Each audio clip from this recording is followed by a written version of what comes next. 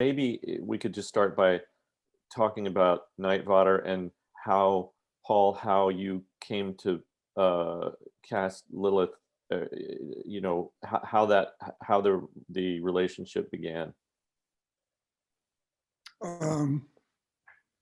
Well, you know, I'd gone to Berlin because there was the Volksbühne Theater, which Lilith was part of, and Bernhard and stuff like that, and Henning. Yeah. You know, I'd been in a kind of talk with Henning for a few years about doing a piece there, and then all of a sudden we were doing it, and the plan was that I was going to do this sort of Western, the CSSSC thing that I was working on stage. I meet with actors and from the theater, and Lilith was one of them. Mm-hmm. And I think at the time Lilith decided she didn't want to do it.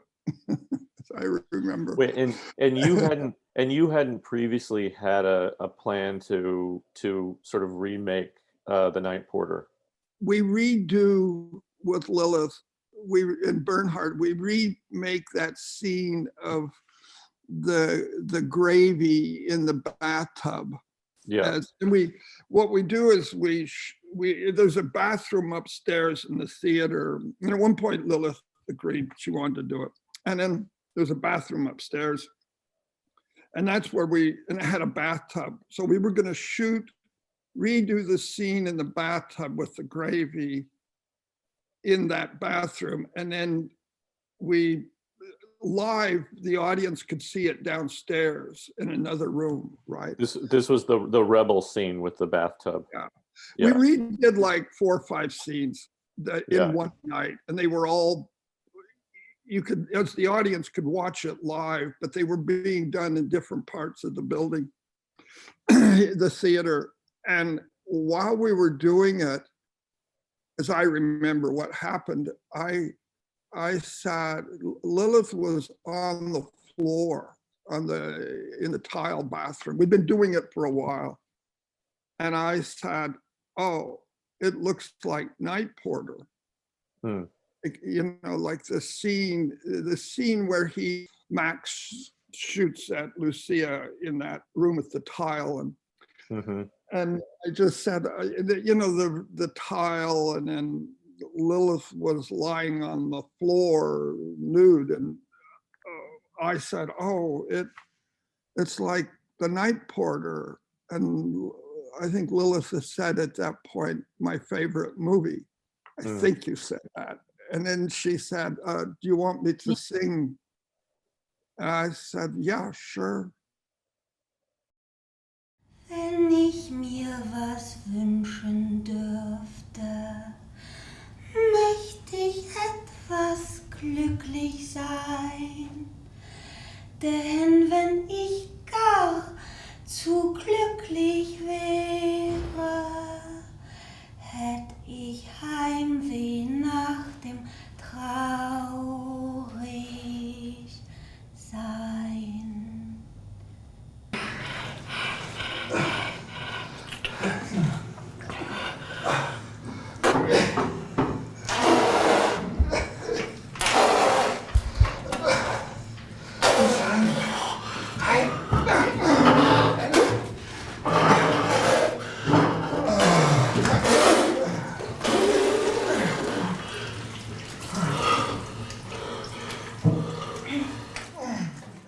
At that point in the theater, how familiar were you at that moment with what Paul had done before in film, and like had you seen you know, Rebel or A White Snow or any, like how much were you aware of what he did? No, actually I didn't really know his work. I mean, I think one time I saw a catalog or something of Sod and Sodi. So what's the title? Mm-hmm. So yes, and I was pretty amazed, but I wasn't so much into art. I didn't know so many artists, But then I remember they showed me the scenes which Paul wanted to reenact or to re-perform From Rebel. From Rebel. And I remember I thought, wow, they are so perfect, like so there's a certain magic into them. And I thought I cannot add something. It's like, it's perfect. For me, it was like someone shows me a Fassbinder movie and I should reenact the movie. And I felt, I don't know what to add. So that's why I remember I said, I cannot do it because, yeah, it's perfect. But then I remember there was an evening where Paul was painting on stage, or no, you were painting on a different stage and audience could see it through projection. And I remember I was sitting in the audience and there was a certain magic into this room. And I felt, wow, with this guy, you can go wherever. Something very special happened to me when I was seeing it. And then I just said, okay, let's do it, whatever. Yeah.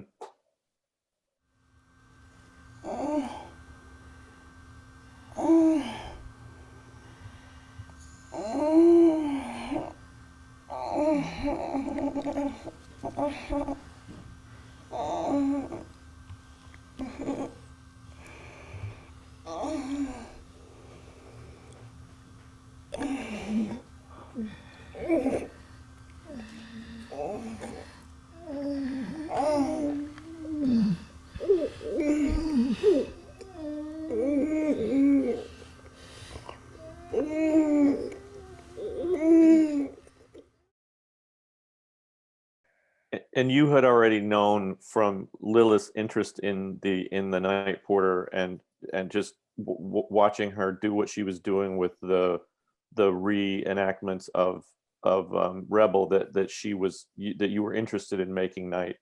Doing this with her. Yeah, I knew immediately when we did the Rebel actions that,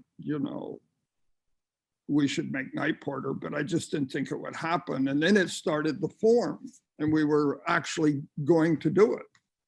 And then so it was like, the first year we plan it, we work on it, then we decide we don't have enough time, we put it off for another year. And then during that second year, Vienna, something happened with the festival and the director of the festival, and he was either fired or let go, and we lost all the money. And which was enough money to make a movie. It was, we could have done it. And then it was like, oh, fuck, what do we do? And then we worked on a second script. And this time it would be, the idea was before that we would go to Vienna and shoot in Vienna and in LA. But now that the money's removed from Vienna, and we had already spent a couple of $100,000. So we were already deep into it. And I think we all wanted to keep doing it. I mean, I think Lilith did, and we were all into doing the movie, right? And we knew it wasn't going to be the Night Porter as Night Porter, that we would do something else was going to happen, and we were going to push it, and then the decision was we would shoot it all in LA.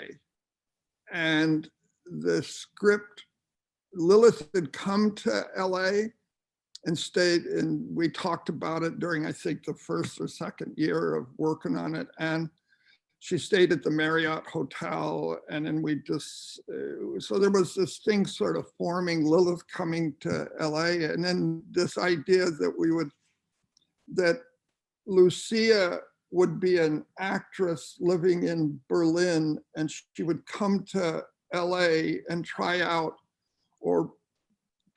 in a sense for a part in a movie, and I, as Max, would be a producer living in LA. Yeah. And she would come to LA, and and Max would be this older guy, and a producer who really isn't that interested in making movies, but wants to. It's all about his, like, the live manipulation of people, right? And then the Weinstein thing happened right around the same time.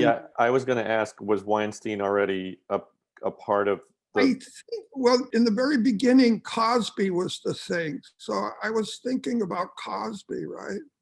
And then Weinstein happened. I don't remember right when. Roll cameras, roll sound. Sound speeds. Scene 27. Take 2.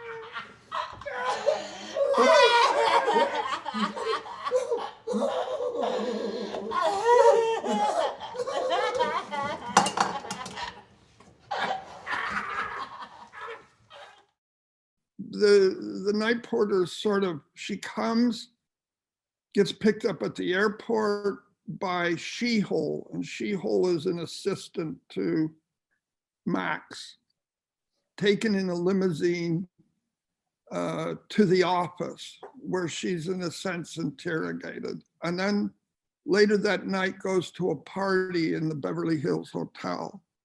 And then later, and a series of events happened there. Max is obsessed with fascism and Nazism, and at one point kills everybody, and you know, convoluted. And then he ends up going to Lucia's hotel, which is a remake of a Marriott hotel room that Lilith had originally stayed in.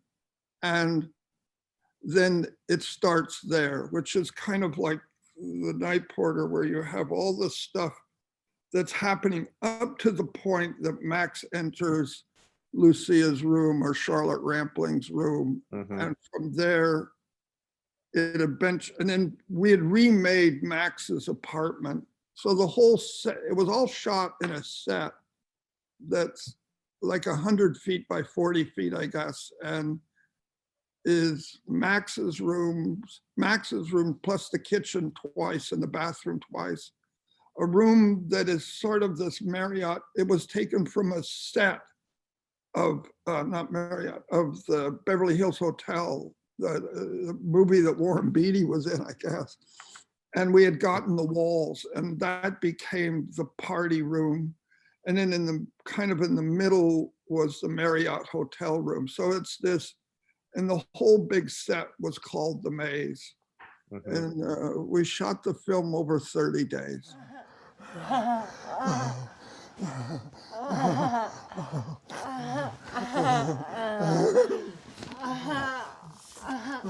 Send it.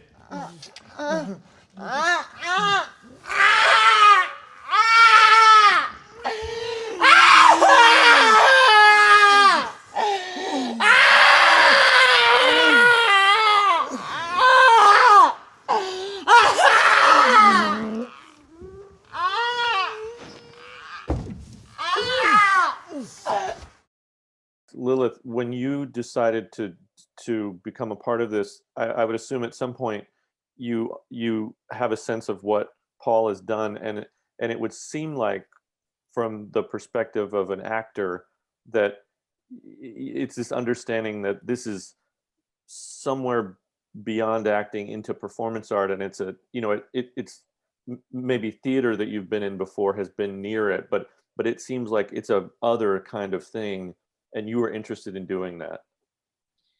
Yeah, I mean, after working with Paul, I really fell deep into.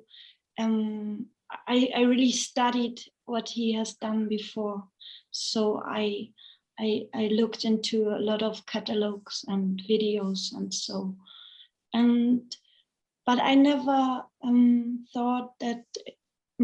I was completely into the subject of the Night Vater. I was very interested. I think I first saw the movie when I was 18 or something, and it really made something to me. I don't know. And I feel when talking to Paul, I really wanted to do the film, and I remember I thought.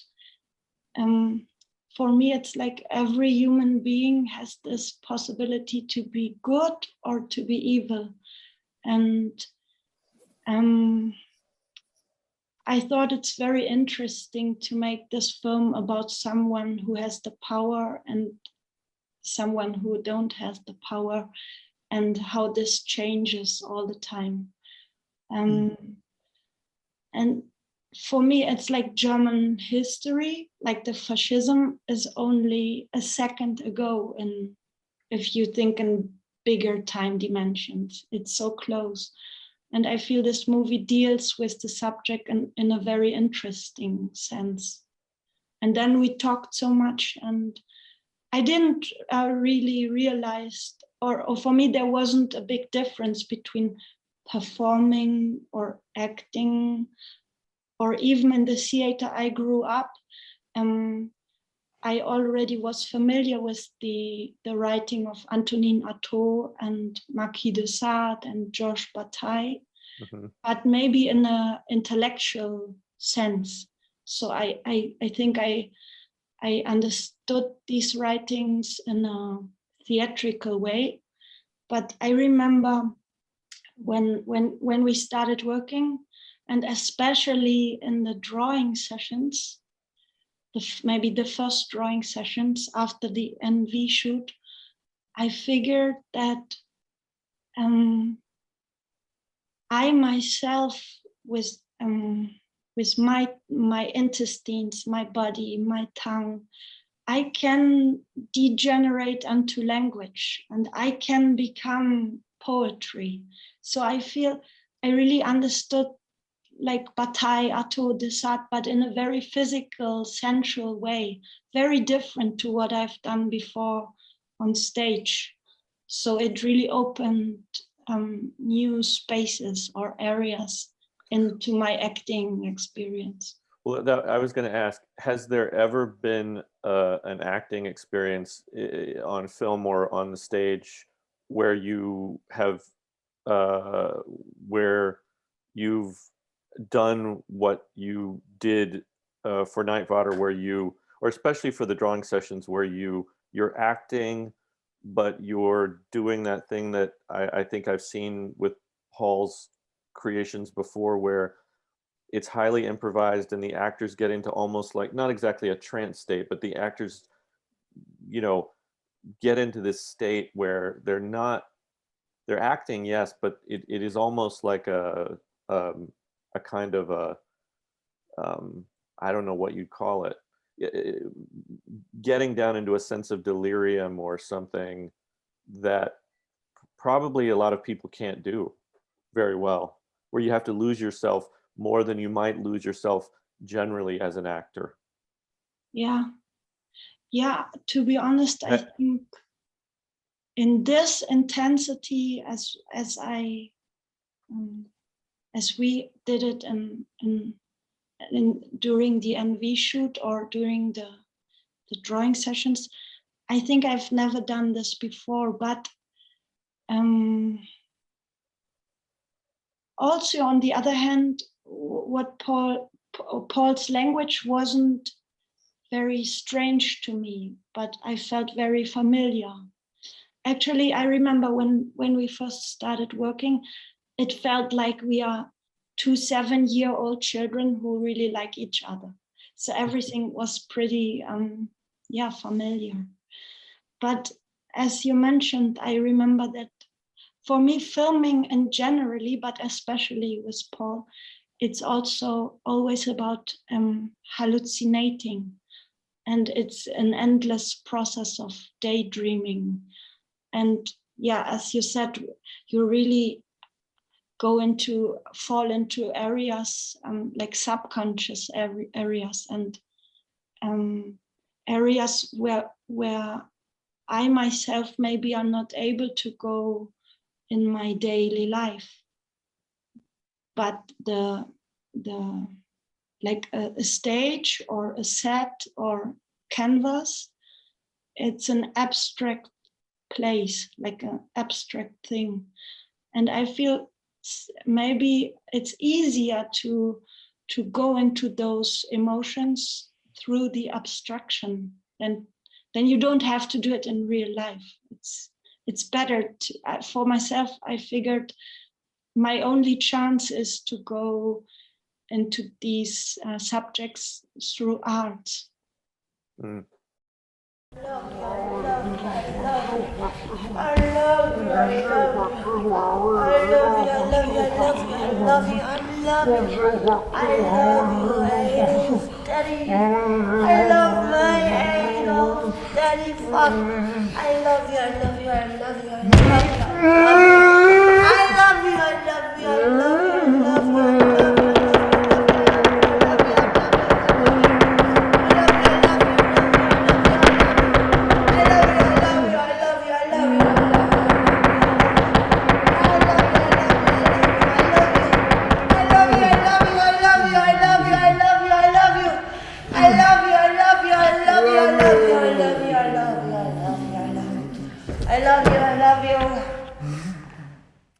You know, it's a question. It's a question with A&E, because Adolf is such a power figure, and who was Eva Braun, and you know, like how much of a tyrant am I in A&E? How much of a you know, even out of like whatever we know of Adolf Hitler, but just into a male pig, how much of a pig am I, right? And how much and how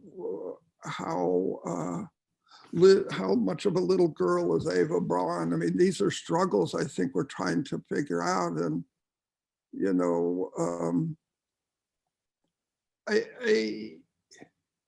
and even like in the drawing sessions, it's,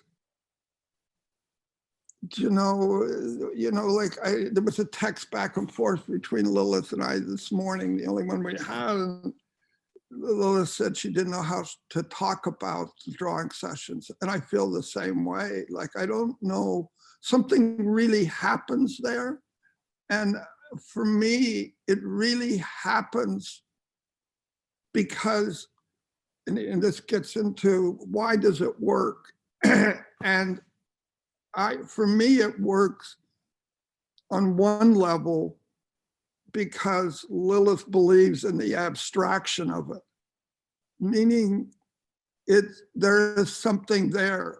And if you just define it as, oh, we're in character, and I've said that, like I go, oh, these drawings are made in character.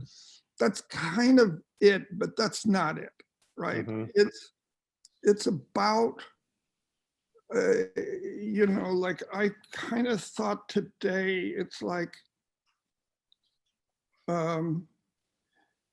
it's a kind of entanglement of the act of the drawing and of the two of us. And it all takes place on this platform. And the platform for me is reminiscent of a stage and a pedestal. Mm-hmm. Like this thing of trying to say, you know, oh, you know, are you familiar with performance art? And how does it differ? Or theater is one thing, performance is another thing. Those, you can go like that. But for me, there's who we are as human beings, separate from these genres of theater or performance, right?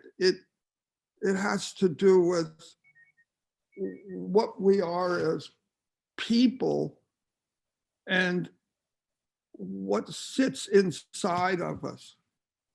Not just this experience of these genres, right? Of performance or art or theater, but what sits inside of us, right? And in the, you know, like I said,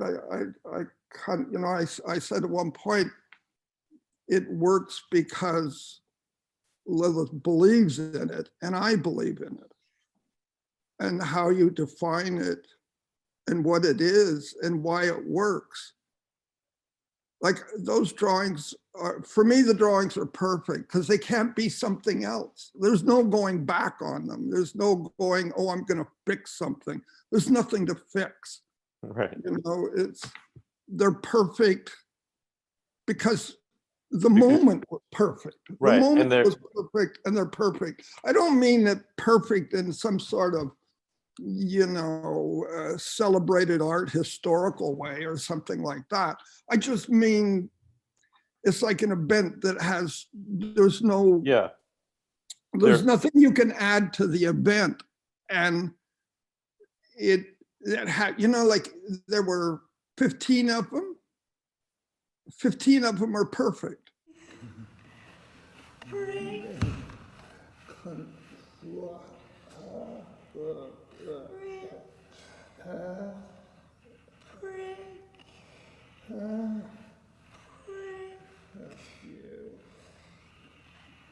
the face that prick, fuck, American prick. You're American Nazi dick, American prick, American Nazi dick, fucker, daddy fuck, prick, fucker, Nazi fuck. You don't know how to love. You don't know how to love. You're a sick prick. A sick, sick Nazi fuck. A prick fucker. Just a dumb, stupid prick fucker. I hate you, Adolf. I hate you, Adolf fucker. I hate you, Adolf. Who was Adolf and Ava, and what are they? And you know, like what? How are we Adolf and Ava? And I think both of us have spent a couple of years thinking about these characters and reading about fascism in Germany, right? And then of course in A&E, I'm not German. I'm an American Adolf Hitler. I'm not I'm an American Adolf, right? And Lilith is to be German. Like we refer to each other as, you know, American prick and you know, a German cunt. We go back and forth with this language, right? And so what are we as Adolf and Ava? And we kind of played around with that, I think, during the drawing, but and then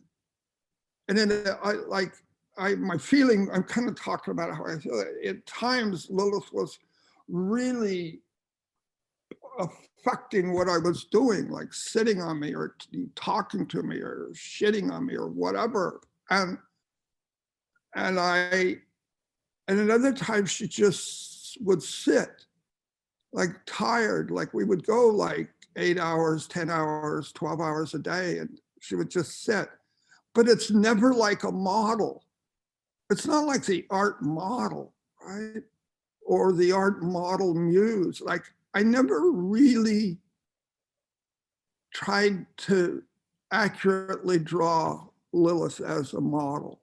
It was never like that. I was just going to ask two questions of Lilith, which are related to what you just said. And that's like two things of like, when you're getting ready to do these sort of marathon drawing sessions, which will require a lot of, I would assume, a huge amount of physical energy and endurance, but also, you know, they're just they're tough. They're asking a lot of you, of everything. How did you get into, was there a process of sort of getting your brain into that space?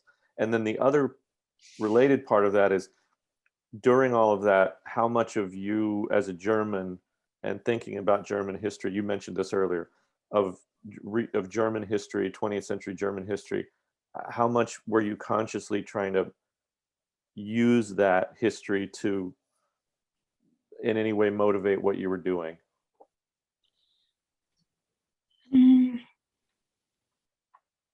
I mean, I didn't have any like ritual or something to get into the mood for the drawings, but I remember that I really figured out when I don't know what to do, I just do one thing like in a loop, like a perpetuum mobile, like do one thing and do it over and over and over and over again, because it will lead you into something.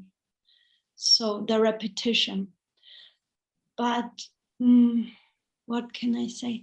I feel that when it comes to the very big, the great human emotions, I feel they are mute. I don't have words for them. Words are missing here. And I figured that I think you can talk about them through images. And when I see the drawings, what the drawings we did, I feel they have a tremendous power on my emotions. So they are very full of something. And I remember that I more and more started to believe in the philosophy of randomness. So you cannot really plan things. Or mostly when I plan to do something, it's wrong, or I don't know. And of course we talk a lot and we also try to plan things, but then there is a certain magic about the accident. So maybe it's about if you stop controlling, or if you stop wanting to do it the right way, then something very interesting can happen. So I really believe into chaos, that there's more truth in chaos than in, I don't know, structure sometimes. Mm-hmm. And this is something I really experienced when we made those drawings. I also feel when I see them, or when we did them, they are so much about losing, like about losing control, losing a costume, like disguise, social disguise, losing power, losing everything. And when I see Paul making those drawings, it's like creation and destruction is always there at the same moment. So something highly potential and highly almost religious for me. And your second question, I feel it's very important. The figures of Adolf Hitler and Eva Braun, it's very important to use them up, those symbols and ideas and costumes and those figures, to kind of wear them out. I don't know if this is, you understand this, but yeah. Because if you put them, if you are not there to touch them, and if you put them behind like bulletproof glass, you kind of conserve them, and then they come back, as we see it now in so many countries.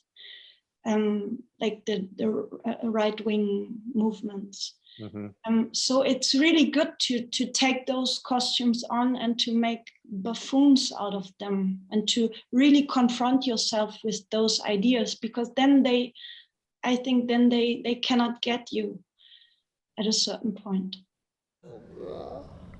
Hello, baby.